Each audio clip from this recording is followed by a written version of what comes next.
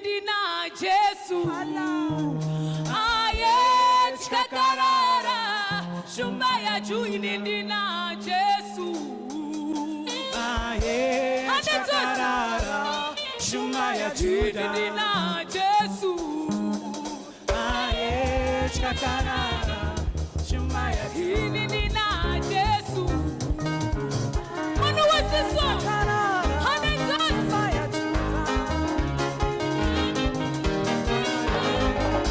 Simuka, simuka, Samira, Samira, simuka.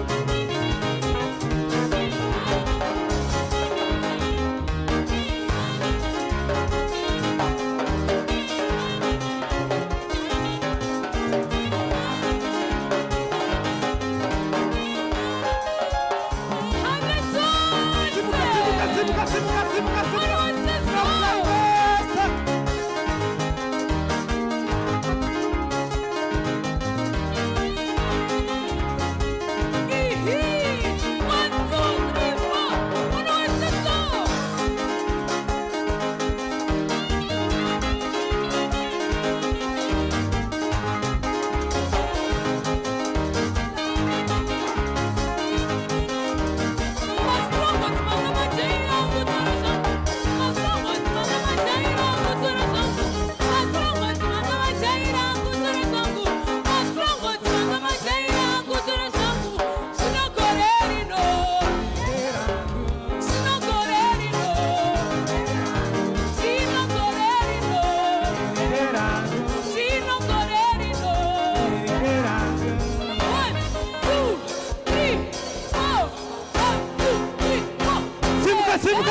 Samira, Samira, Samira. Simuka, simuka, simuka, simuka iwe. Mama tarira iwa na wenyu tokurumitai. Mama tarira iwa na wenyu tokurumitai. Mama tarira iwa na wenyu tokurumitai. Mama tarira iwa na wenyu tokurumitai. Mama tarira iwa na wenyu tokurumitai. Mama tarira iwa na wenyu tokurumitai. Mama tarira iwa na wenyu tokurumitai.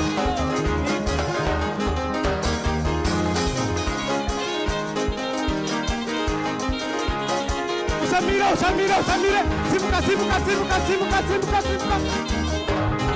Lockdown best.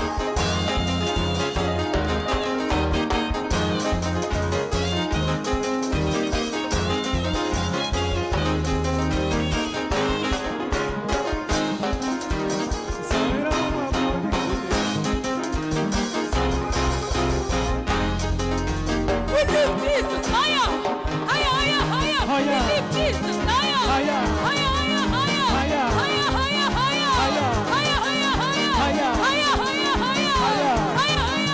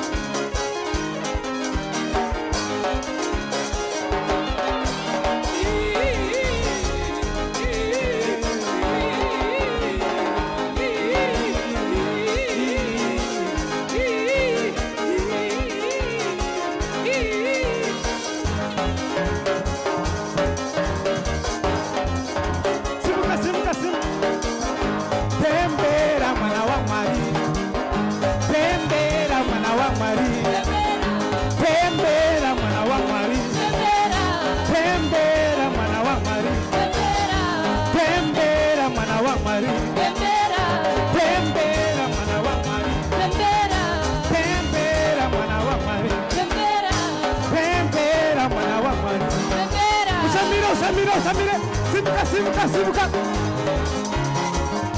Lockdown best.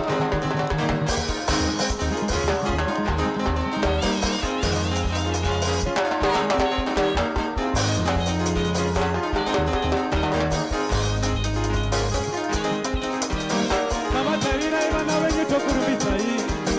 Mama tarira iwa na wenyu tokurumitai. vana venyu tokurumbidza. Simuka, simuka, simuka. Sinongorerino, terangu. Sinongorerino, terangu. Sinongorerino, we want terangu. Simuka, simuka, simuka, simuka, simuka. Samira, Samira.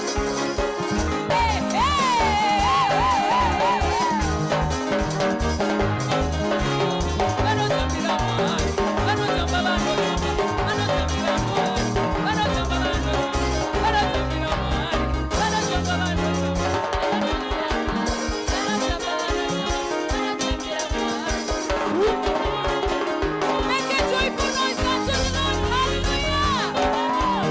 Sinongorerino, sinongorerino, terangu. Sinongorerino, terangu. Hallelujah. Jesus. Hallelujah, hallelujah, hallelujah. Hallelujah, hallelujah, hallelujah. Tadaushika panguva yekurumbidza Mwari. Hallelujah. Shaulere bokotori mara masambaya. Shakwena mulere bokotori mara usukumaha. Akatendeka mchono kumsoro kudenga. Ndinosha miswa kwazvo namaba samakuru akaitiwa nemi osea norumbi ameni nditosha Miswa kwazvo, omama samakuru. nditosha Miswa kwazvo.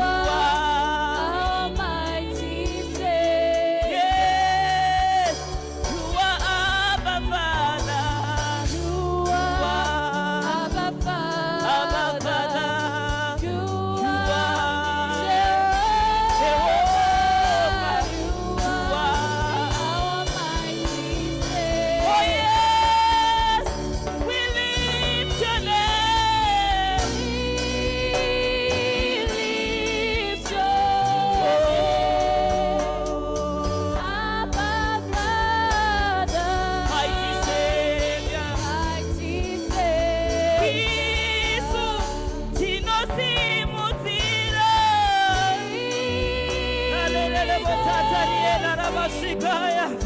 Rienda rabatata rienda rautuma. Sitare nyumbaba. Nasi uno tinosimutira.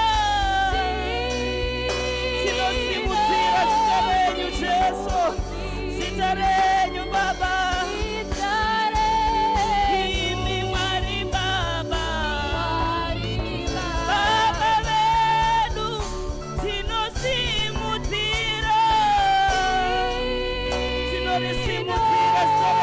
Katano mari kuwaimbiri nokuti makanaka wasa malere boshika ya banjaya bena niyetala rabashakaya kalere boshika ya basambaya. Let's pray shakataka ya basa malere boshika ya banjaya bena na ushuku ya basakaya rietelere boshika ya banja malere boshika ya basambaya murena na ushuku ya basakaya rietelere boshika ya basambaya rietelere boshakaya.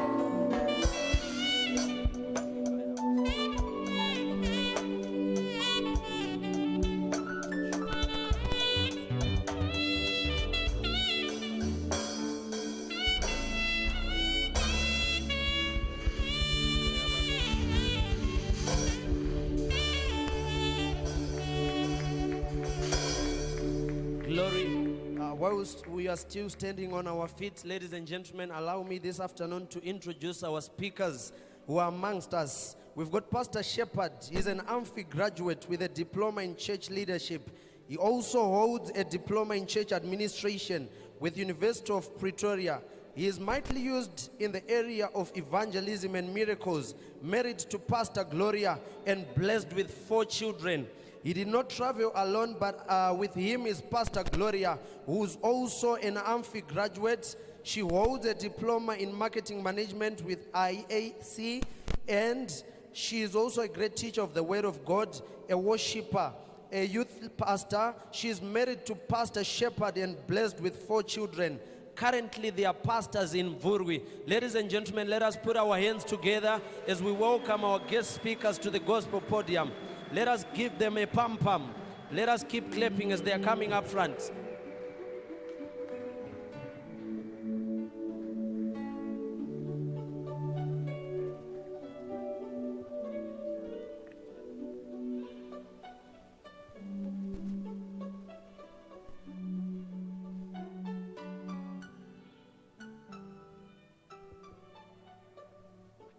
Thank you. We may be seated in the presence of God.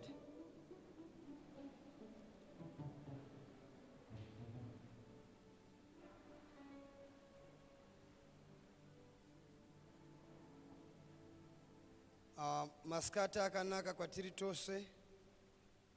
Mustara Jesu. Amen. Andichisi kuzopedza nguva yakareba pano. Asi tinoda kutaura soko raMwari rekusimbisana kuti Mwari vatiitire zvakanaka, Mwari vapfuurire mberi nekuramba vachionekwa muupenyu hwedu. Mangwanana ndanga ndichiteerera audio iyi zvingatsobuda hai zvakanaka. Baba vakitsanangura vachiti ndine zvimwe zvinhu zvandakaona zvakanaka nezvinotyisa, asi handingakwanisi kuti ndikuudze zvinhu zvacho. Ndabata masoko aya kana mukazoiplaya audio iyoyo, pano mazwi makeywords anoda kubata pastatement yababa avari kuti pane zvinhu zvakanaka nezvinotyisa zvandisingakwanisi kuti ndikutaurirei, asi vari kuti munhu anoda kupona nekuda kwekuti mweya wake unofanira kuponeswa. Pazobuda rimwe izwi rabudapo rekuti zuva richadzima. Masoko iwayayo ane kuti batei kwaanoita. Ukatarira gore rapera paseri baba guti vachiti pavakapedzera kunyora tsamba, akitsanangura kuti kune zvinhu zviri munyika yemweya zvisingabvumidzwe kuti ndizvitaure. Baba pavakataura statement iyoyo takafunga kuti chiko takanetseka kufunga kutsanya kuti kudi pamwari angandijekeseri. Pamberi apo ndokuzochiona zvaakutipfekedza mamaski zvauya zvakangonyuka zvikauya zvikapedza vanhu. Whether munhu takafirwa nevanhu vakawanda, munhu asingamborware kuti ari kurwara asi kungonzwa kunzi wangobatwa neCovid 2 days zvadaro munhu watoenda kumusha. Saka kureva kuti kuenda kumusha kunogona kungoendwa at any given time, asi chiri kunyanya kukosha ukama hwako naMwari, ukama hwako naMwari. Zvino kwatiri sive chidiki, nhamo yedu yakawanda Mwari tinomuda, asi pazvitema apa ndo panotitoera Mwari tiri vadiki. Pakutadzira Mwari apa, pakuchiwa kwenyama ndo patipedzera Mwari tiri vadiki. Saka zvino baba kana vachiti zuva richadzima kune zvimwe zvinogona kungoitika. Kuitika kwazvo hakuna kutaurwa zera kuti zvichaitika kuzera rakati. Zviri kungonzi munhu wese be ready, gara wakagadzirira, be ready, gara wakagadzirira. Saka kureva kuti ibasa rangu rekuramba ndichishanda ruponeso rwangu, ibasa rangu rekuramba ndichishanda salvation yangu, kutozvinzwisisa nekutozviziva ini sedunga munhu kuti zvandiri kuita izvi hazvidiwe naMwari, zvandiri kutaura izvi hazvidiwe naMwari, zvandaita izvi chivi chandiri kuita ichi chiri kukanganisa ukama hwangu naMwari. Nokuti Mwari haagare pane tsvina, Mwari haagare panoitwa zvakaipa. Chero kapiwa izwi rakanaka rekuimba sei uri muiti wezvakaipa, Mwari haagare newe. Chero kava mupi anopa zvepamusoro zvakadii uchihura, Mwari haagare newe, nekuti Mwari wedu haayanane nezvitema.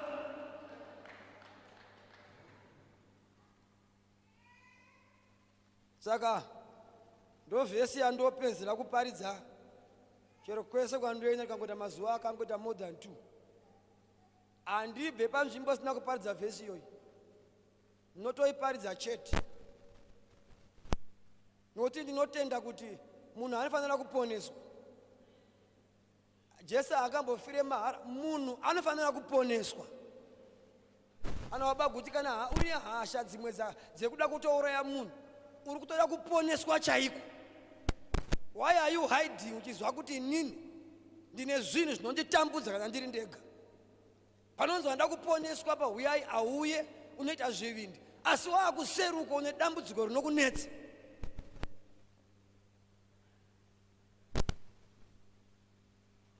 Ecclesiastes chapter 12. I want someone anondibatsira kuverenga, anonge achiverenga mbichana. Tinoda kuverenga ndakuparidza mazwi aripo ipapo kuti anzwisisike. Ndakutangira paverse 13. Kaverenga verse 13. Who is going to read for me? Verse 13. Ecclesiastes chapter 13, chapter 12, verse 13. Yes. Yeah, Zokorai Papo. Now all has been heard. Here is the conclusion of the matter. Chimbogara pasi chakusimudza. Rangure yangu King James. Irikuti let us hear the conclusion of the whole matter. Eri no soko guru pakupedzisira kwemusangano uno. Hallelujah. Ndati heri no soko guru wakomana nevasikana pakupedzisa musangano uno. Pane soko guru riri pano riri kubva kuna Jehovha. Pane zviri kudiwa naMwari. takataura mweya mutsvene, tikataura character, tikataura kupa, tikataura icho nechicho, asi muparidzi obva ati herino soko guru pakupedzesera. Famba naye mwanasikana.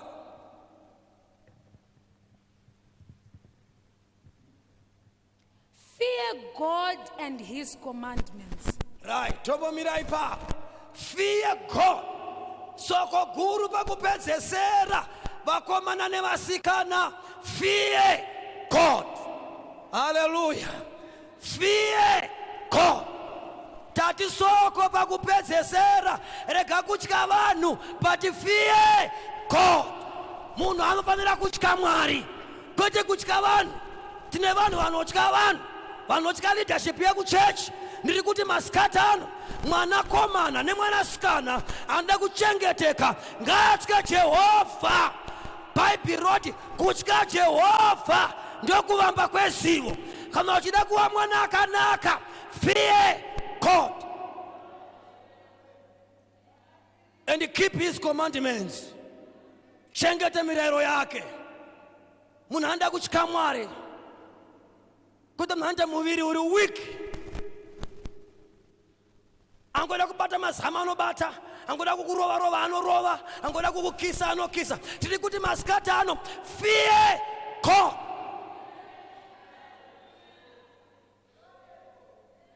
Chauri kutamburira chese chikusira ufamba neusiku, uri kutamburira mweya wako. Kana ukakonza kuti miri wako utadzire Mwari, miri wako uri kutadzisa mweya wako uri mukati mukuenda kusangana naMwari zvakanaka.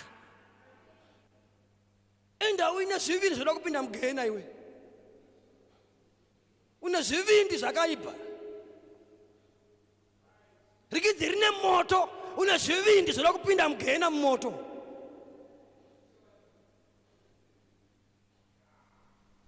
Ahutye Mwari. Aona kunza musikana yakaimba kati anoona zvake Mwari. Pamunenge muchihura ipapo, Mwari anoona. Nda youth hainetswi nezvimwe zvitema zvamunofunga izvi. Pride.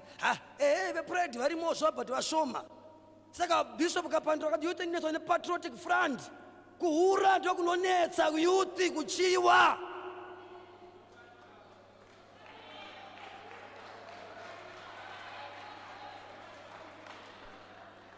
Amunetswe nezvimwe zviri kunetsa izvi. Kubvisa chegumi.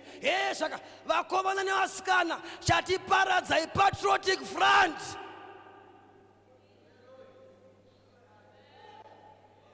Unonyerekedzwa sereki.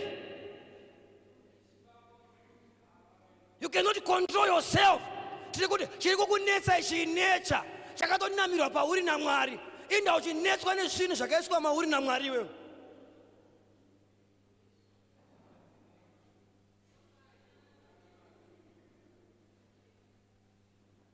Indotaura ndakasimba boss ndiri brother akasvika kuchata nambohura. Takaudzwa kuti Mwari afanira kutyiwa muchechi muno. Tasvika pano takatya Mwari. Herino soko guru pakupedzesera, munhu ngaatye Jehovha, achengete mirayiro yake. Izvi kana uchitadza, une kupusa kwako wakaita, kana une mukomana wako uchibatwa wapinzwa kuhotera, wapinzwa pai, zvese zvichiitika izvozvo, unotarisa kwese kuti hapana ari kundiona, hapana ari kundiona. It's okay, kuri clear dear. Sweetie, kuri clear. Ndiono clear nyika wewe.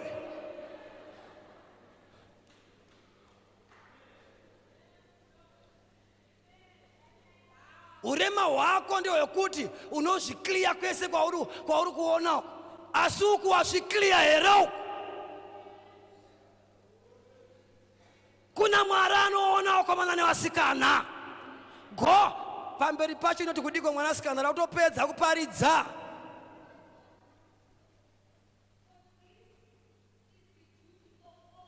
Yeah, this is the duty of all men. Wese munhu ari munhu, ibasa rako rekutya Jehovha, ibasa rako rekuchengeta mirayiro yaMwari, ibasa rako rekuva mutsvene pamberi paMwari.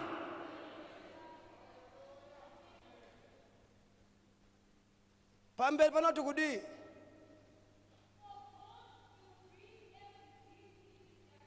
Nakuti Mwari achatonga. Ayeya, hauna kuverenga vhesi. Ndakaona vakuru nevadiki vakamira pachigaro chocho vachida kunotongwa, bhuku dzichizarurwa, munhu umwe achitongwa marike nezvaakabata. Urufunga kuti woko palisti unenge usipo nemadira unoita vakomana iwaya. Une 4 vakomana musikana 1.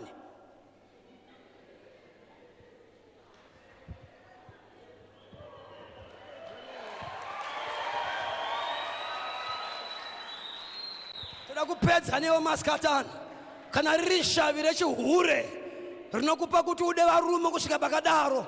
Toda kuridzinga nezita raJesu Kristu, rambuya vako vakafa.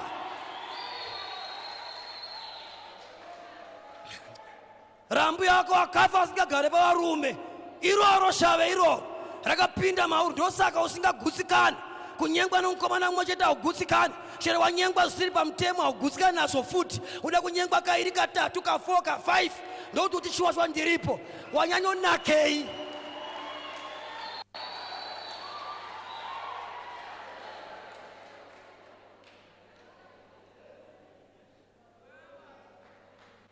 Kuno mwanda utoonere utangani mazamu tikorufu.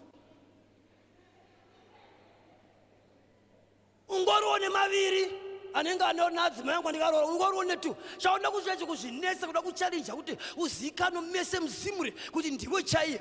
Une chiko iwe.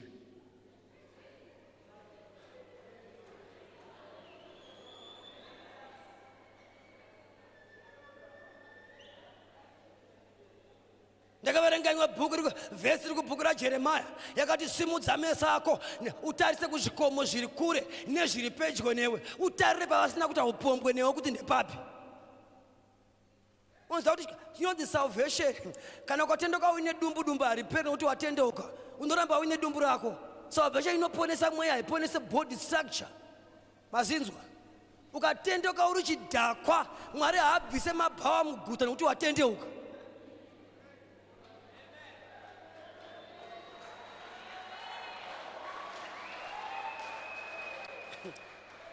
Chero katendoka unga uri pfambi, wawakadanana nawo ukarara navo, kana watendoka Mwari havauraye, anovasiya wopota ukisangana nawo murodhi.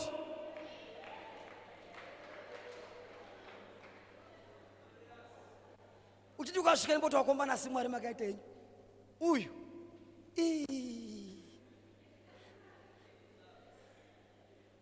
kuti musuya paishuwa nepai paifuti nepai nekwamutare patikaenda kunze kwenyika chinohodha asi Mwari makanaka makazoniponesa henyu.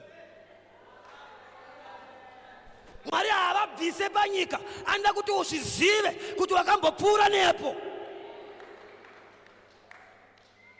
Zvikuyeuchidze kuti zvandaita izvi zvakaipa mwanasikana, zvandaita izvi zvakaipa mwanakomana. God will bring to judgment. Mwari achatonga basa rimwe nerimwe rakaitwa nemunhu pasi penyika. Ndinobatwa ndikaverenga bhuku raJeremia chapter 35. Unonzwa ndorwa nyaya yevana vaRekabi, the Rechabites. Vakandi Jeremiah, tora vana vaRekabi enda unovaisa muchechi. Mbavaiswa muchechi vana vaRekabi. Zvikandi tora doro, tora wine urise muchechi. Doro kwabva raiswa muchechi so. Zvikanzi vadaidze vapinde dzevana vaRekabi. Vakapinda zvikanzi inwai waini. Vakamira vakati, sorry chef, baba vedu Rekabi vakatitaura kuti rudzi rwedu harinwa waini. Uri kunzwa?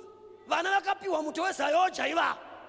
Kwete iwo unenge usiri mutendi wedu, utango mutendi wedu, utango usiri mutendi wedu.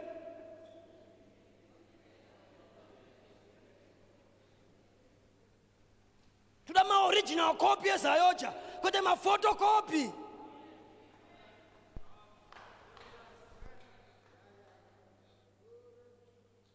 Vakataisa hatinwa doro nekuti tateguru vedu Rekabi akatiudza kuti rudzi rwedu harimwa doro. Asi unonamata uchinwa doro, unonamata uchiputa mbanje, unonamata uchinyenga, unonamata uchihura. Vamwe vari kuyuta asi vakatomitisa udhara.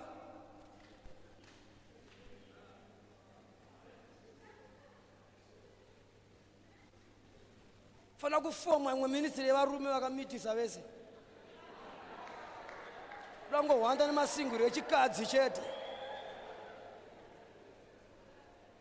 ngohwanda neministry yemasinguro echikadzi vantu vemasinguro nekuti vakafirwa vantu vemasinguro nekuti vakazoitwa hit and run nonhu vakapandura hit and run rekauti run and hit hameno zvakahitana ipapo zvikazodini vabva vanzi kuministry yemasinguro asi kune vamwe vakomana vafanira kutangwa ministry yatiri kunamatira kuti ivepo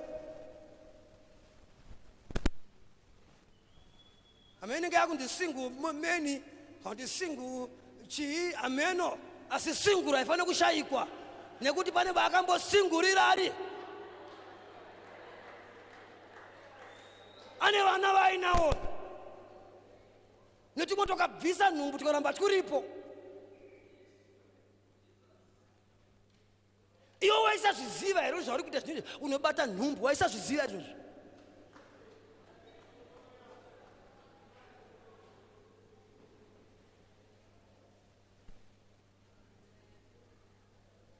let us hear the conclusion of the whole matter. Fear God. Tidi musikana anonamata chibarabatwa mazamu isu uchidzvanyiwa dzvanyiwa kudai petora mafingerprints pamazamu ako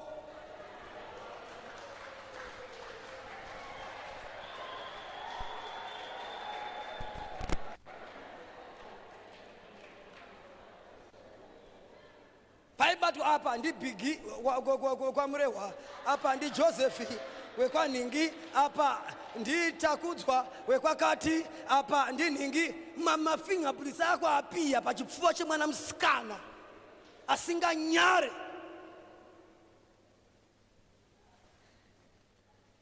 andikuona zvino zvindiri kudikitira kuparidzira kuti upone musonororwa nhasendera ndopomba kwenyini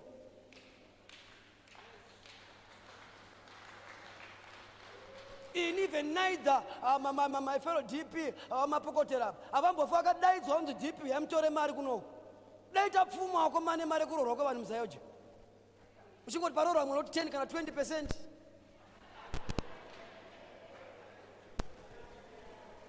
Asi zvese izvozvo tinorayira iwewe vabereki vako nekuti madhara tokwamuzarabani ndoti chauya kuzoti jeni ari kurorwa nhasi vogara apa vapedza vogowana mari mufundisi wakatarisa asi apa ndiri kukarira kupera voice kurayira iwewe ini wangu mugove ndameseji ndikakuunganidzai kumba kwenyu mundibhadhare hamukwanisi kundibhadhara sokuti mufundisi hakuna rengi inopfuura yemufundisi panyika panapa ndeipi whether waita lawyer waita professor waita chii musi waunoberekwa muda mufundisi anokudedicata kuti mwati akumudzora futi kwamuri. Number 2 musi wakufa ndindi nemvumo chete yekuti kuti ivhukuvu ukaenda kupuwa maelders delegation kudelegata maelders itayo embovigaiyo but ibasa rareverend tiri kurayira iwewe kuti uve munhu kwai kumba kwenyu kwaunobva. Ndakukuudza vabereki vakana vakanditeerera vachindinzwa vachati nhasi wautswa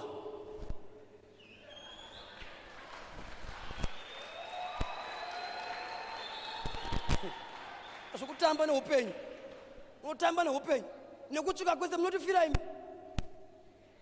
ndokutaurira unotifira nekutsvuka ikwako kuona rimwe gona kega kangamusikana kangabvisa nhumbu kari kuboarding school apa kamwana kemutendi ndakanyara zvisingaiti 15-16 years kaita nhumbu kari kuchikoro kwakubvisa nhumbu kushotora nhumbu kakafanayo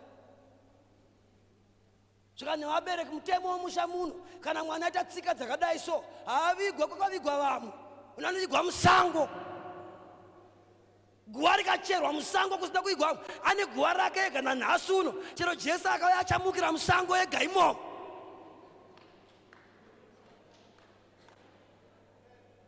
takuta body vingu so ukatarira kamwana kati kakatsvinde katsvuku kakanaka nemhino yakamira kunge yechirungu dai kuti twe kozvino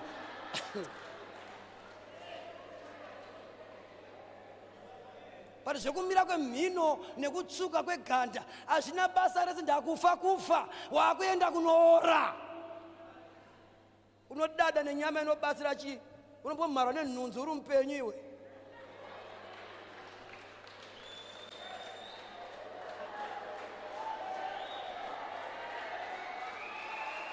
Unotidadira chicha, unotidadira nacho. Topedza panapa ndakutoenda kubvurwi. Azinzwa. Nitoburuka panda kuenda kumpa. Asi kuenda musango kantoriwo nechechi yandakapiwa. Ndokusenda kubatsira. Inda wakuita zviri upenyu hwakadaro iwewe. Kuti netsa pachechi. Kuti netsa muguta. Nehunhu hwako usina kumira musha. Tadza kudzidza kuti uonere mangwana rakajeka. Basa ncheku nevakomana cheku. Usara wapedza chikoro warara nevakomana 5 kudhara. Izwa mukungochema dai kumasofa. Zvakadai. Dai masofa uya. Pane vakakusofonora. Wozora masofa ede kuzayoja manje. Ndoti kana kumanje kako. Atisina ka physiometer kedu. Mita chakawanda, kune mataitsometer, kune maspiritometer. Saka kamita kekuta kuti achiriye chaiye.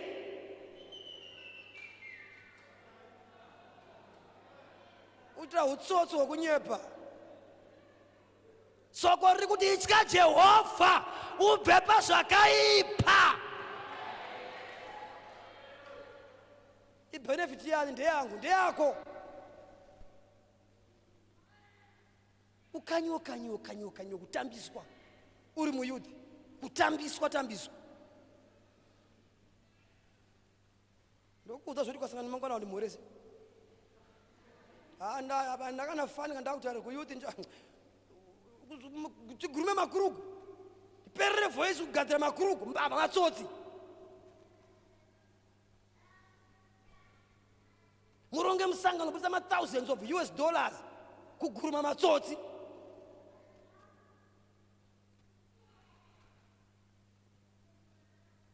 Izvo zvakaipa musana panapo une boyfriend yako ngaiti yachikusiya pano achidzoka uchi achikunikira zvese nekuivhudzi riri musoro dzawachina ndedzevakomana kwakupa mari. Hapana kana input yemari yako yawakaisa ipapo.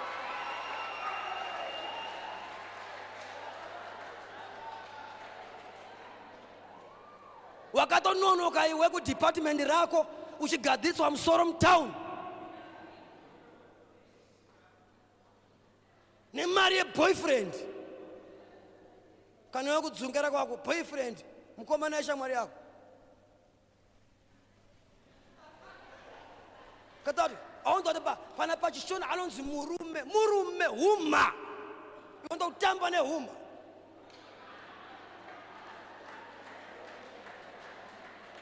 Uri kutoudzwa nezwi racho kuti murume akatogadzira kutoruma ihuma iyi.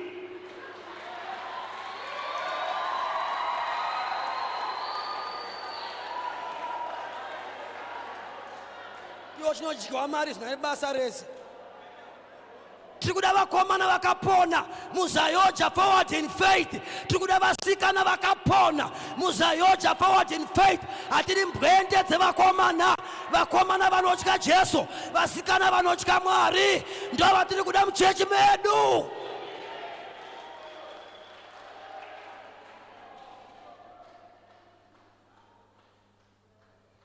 Nhasi mwana una mutati ndanoramba. Baba ndibatsira ndanoramba. Unoti unoshaya nokuroora here. Kana vasina kuya uya tikupamura tinayo.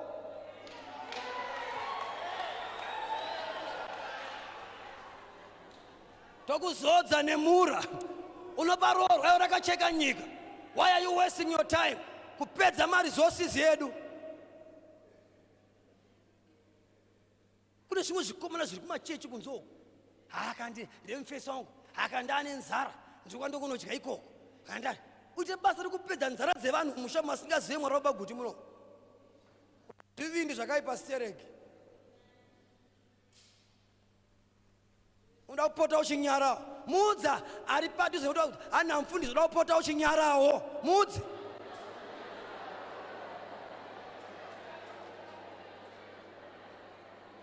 Andina Bishop Chikuse, kana watadza hako kunyara Mwari, ko wadii kungoti nyara weisusu.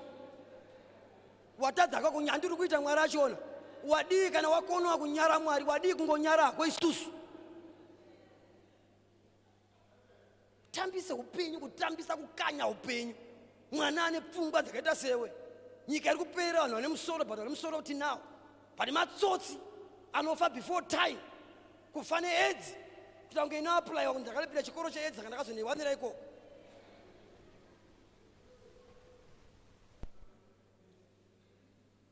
Topedza newe so. Topedza newe so. Enda uno continue uone. Enda uri katsotsi kapenzi kemunhu aufunge auratidze kuti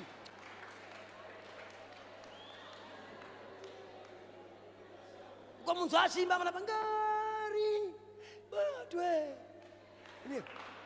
Uri kuribata neutsvene here zita rauri kuimba iyo? Riri kunzi ngaribatwe neutsvene, haribatwe nezvivi. Zita iri rinobatwa neutsvene. Ndosaka undira mukanamata hazvipindurwe. Vai muchiesa munenge muchida kukumbira muzita raJesu Baba vagokudzwa nazvo. But kana ndokunge waribata neutsvene zita racho Mwari vapindure. Iwo chiribata nezvivi.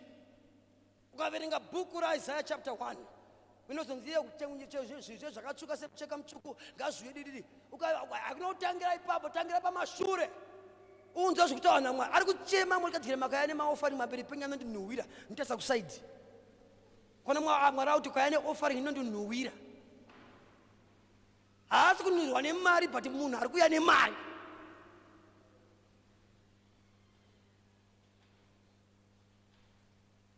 Dzako dzakachena dziri muHandbag. Kana ukashaya mari yebhasi wapedza yese over the weekend wapedza. Uchibva panapa unofonderana kuti akupe mari yenenge yekombi yekuendesa kutauniwe. Tiri kuti munhu ngaapone. Afrika ngaipone. Munhu mutema ngaapone. Ngaasiye zvakaipa. Pone. Hapana pati yemiri isingaudzwi. Asi kunamata kutenda, kunamata chikafu chabikwa unotenda kuti hachikafu ichi ndikachisanctify chinonatswa. Asi haukwanisi kutaura obvini miri wako ndikautaura unofanira kundinzwa. Kunamata kuti iwo miri wangu ndiwo unondinetsa. Dzikama handidi zvinondichova pamberi pevanhu. Waita mwiri washamsira chidhi, une ropa rashamsira kupfuura revamwe vese. Rako rinopisa kunzwa kuti kandapiswa handigoni kugara, ndisina kurara nemukomana nhasi. Undinzwa shavira mbuya vako akafa, natete wako akafa usiri kuvarume. Saka une nhoroondo natete waingoripiswa ngozi chete. Haugutsikani.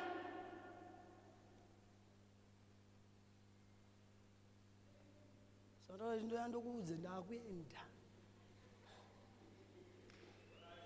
Ndonanga dande.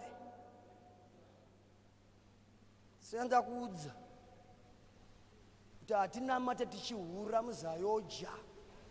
Tiri kuda kuenda kudenga. Kana Jesu akauya mangwana vakomana vasikana, handiyezvo unosangana kudenga. Mofunga mese mukamaka vatsvene tomboti Mwari we imbopaiwo Zimre time imbodhensa madhenzera vakamira pakati pamberi paMwari wacho achinyatsoona ega muriko kudenga. Mwari anofara.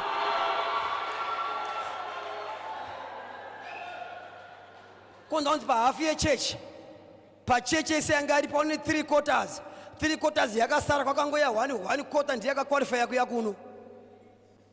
Nevanga vaine masutu, nevanga vaine mawizi mamwe akadai anovhara so 1 kudai. Achiona nerimwe chete. Pane unde naima Dp asa hana rimwe zizi. Vanzaiwa istyle yenyi hairstyle.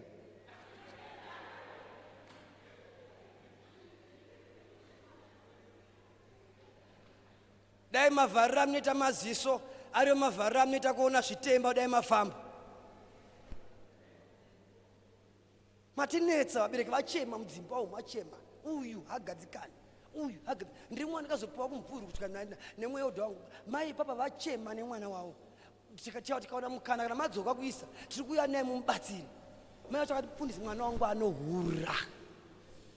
Ukaona mai vakuti mwana wangu anohura mufundisi.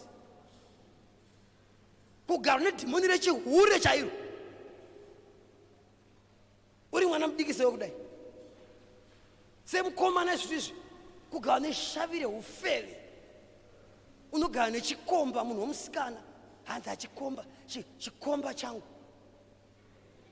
Haunyari. Unotaura zita risina zera newe. Chero kati boyfriend chikomba.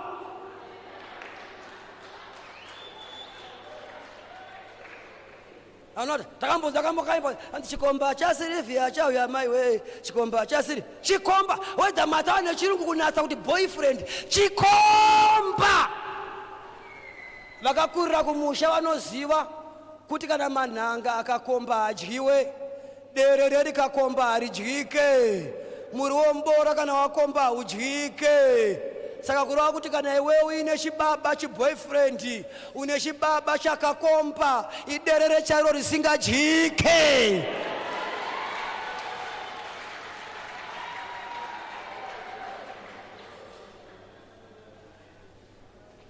Tangaza kuitsokodza, ungatona kuti life yako kurarama iyo tangaza kuitsokodzera.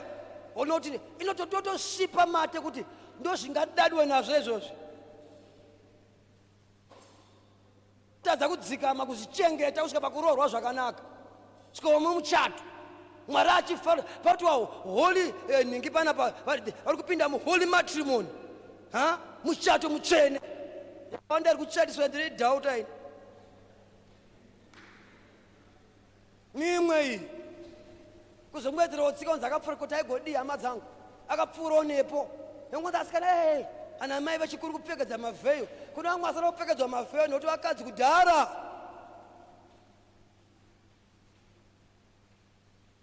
Kufukidzwa dai unene wakatsunyirwa kudai kuti uri mutsvene chazvo pamberi wauda kuvhara nhasi kuti paitawo kuchecha auya asi kunzoka hausi kuvhara. Uri ungoenda wakati halo uchikiswa uchendiwa newe. Tiri kuti herino soko guru pakupedzesera munhu ngaatye Jehovha. Zimre Park Youth ndinzwe ngatitya Jehovha, ngatitye Mwari, ngatitye Jehovha, wetitye Mwari waEzekiel. Akaudza Ezekiel akati Ezekiel, fear not, sin not. Hallelujah. Ndati Mwari akanzi Ezekiel akanzi naMwari, fear not, sin not. Ngairarama muupenyu hwako. Mwari kudenga akukomborerei, Mwari kudenga akuitire zvakanaka. Handi tinotya Mwari, handi tinotya Mwari, handi tinotya Jehovha, handi tinotya Mwari. Tikangotya Mwari chete, Mwari ane wakurutivi rwedu. Tikatya Mwari chete, munhu wavanhu vakuru imimi, Mwari anokusimudzai.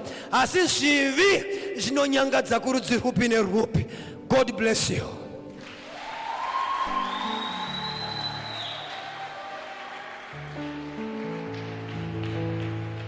Aripo rau yao nhasi hausati watendeuka.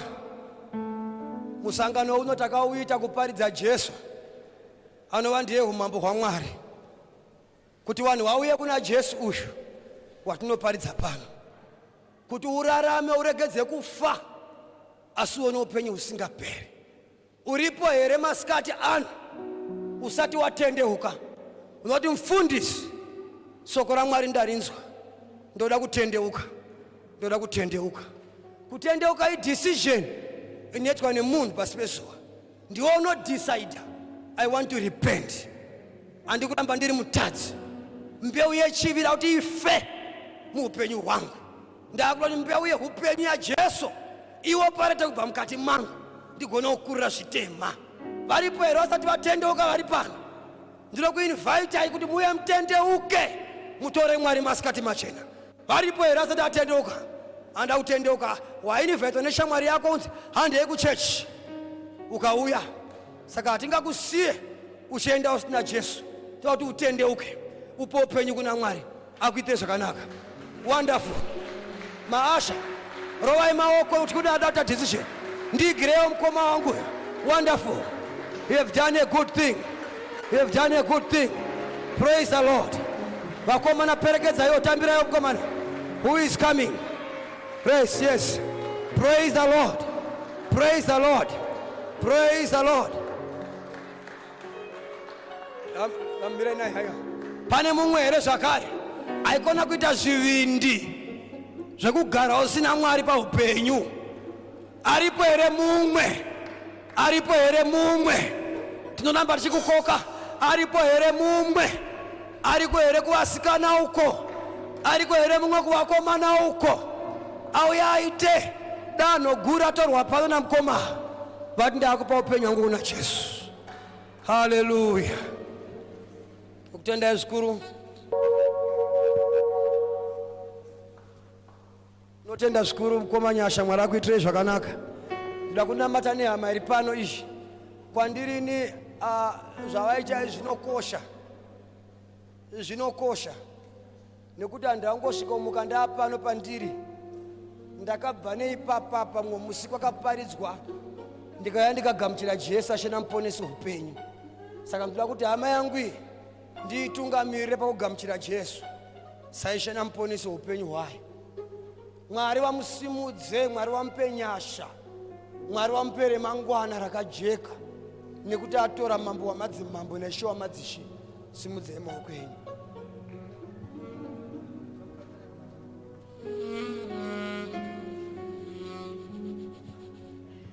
Vati mutedzera mashure mangu. Itai kuti Ishe Jesu, ndanzwa izwi renyu, ndazarura mwoyo wangu. Ishe Jesu Kristu, pindai mukati memwoyo wangu, muve Ishe na muponesi waupenyu wangu. Ishe Jesu Kristu, ndinokutendai kuti muri mwanakomana wa Mwari, makafa mukavigwa mukamuka nezuva retatu. Ishe Jesu Kristu, ponesai mweya wangu, ndiregerereiwo zvakaipa zvangu zvese zvandakakutadzirai. Kubva nhasi uno ini ndaa mwana wenyu. Chigarai mandiri neni ndigare mamuri. Muzita raBaba neremwanakomana neremweya mutsvene, muzita raJesu. Amen. Let me pray for you. Heavenly Father, in the name of Jesus, thank you, Father God, neupenyu hwemwanakomana uya kwamuri. Muchengetei Mwari, murwirei. Kumiteyo yese yawakaipa yenyika aikunde nokuti akuzivai. Mupei simba rekukunda. Tatenda boda munamatira muzita raJesu anonzi Kristu. Amen. Right. Kumashure kwenyu kune mukoma akamira kumashure kutendeuka mutarire uko. Saka vachakutorai vava muvaudze pamunogara zvese, vachakubvunzai nepamuri zvese. We want you to be part of us. Mwari akuitirei zvakanaka. Praise the Lord. Mwari wokudenga, Mwari akukomborerei, Mwari akuitirei zvakanaka. Ngatisimudzei maoko edu. Mwari mukuru anoshamisa kwazvo, ndinokutendai. Tataura soko renyu Mwari kuvana venyu masikati ezuva ranhasi. Imi Mwari munotida, ndokusaka muchitaura kwatiri. Munotida, ndokusaka muchititsiura. Munotida Mwari, munoda kutikomborera, asi munovenga zvitema. Zita renyu ngarikudzwe. Nesoko tataura Mwari kuupenyu hwedu, tirirarame, ritichengete. Tikarichengeta Baba, munotiita vanhu vakuru kumhuri dzatinobva pamwe nemuchechi yenyu. Zita renyu ngarikudzwe, zita renyu ngariongwe. Tatenda Mwari wakanaka, mazvita muzita raJesu anonzi Kristu. Amen.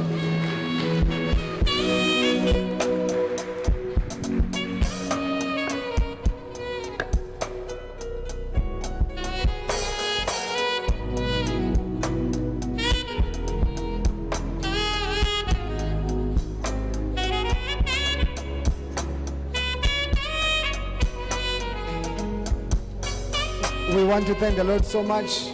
Our God is a very good God. We were at a wonderful conference.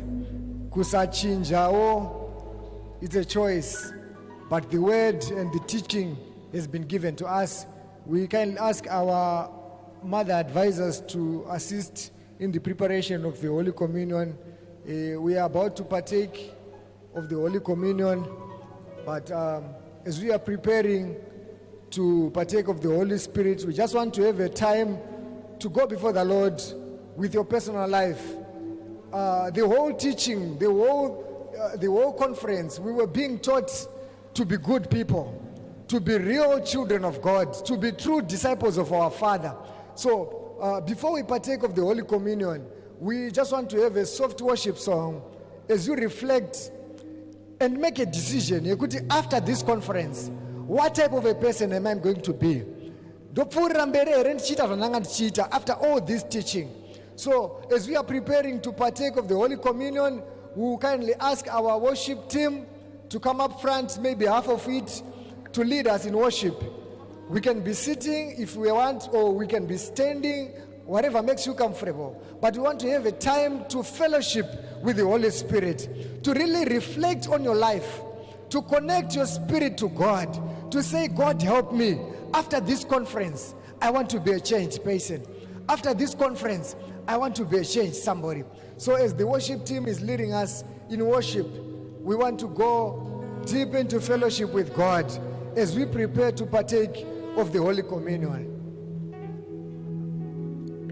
Torai moyo wangu munyike muropa mundishambidze mundichenese chando chamazutso torai moyo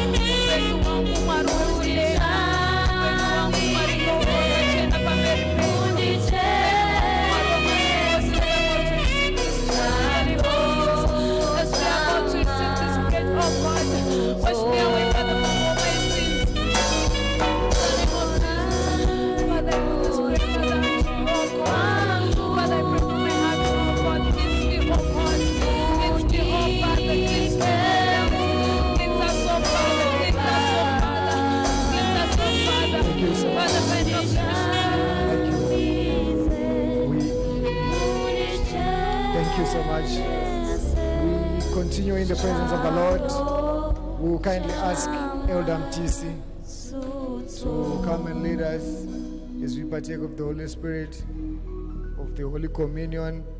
Our advisors, you can as well come up front.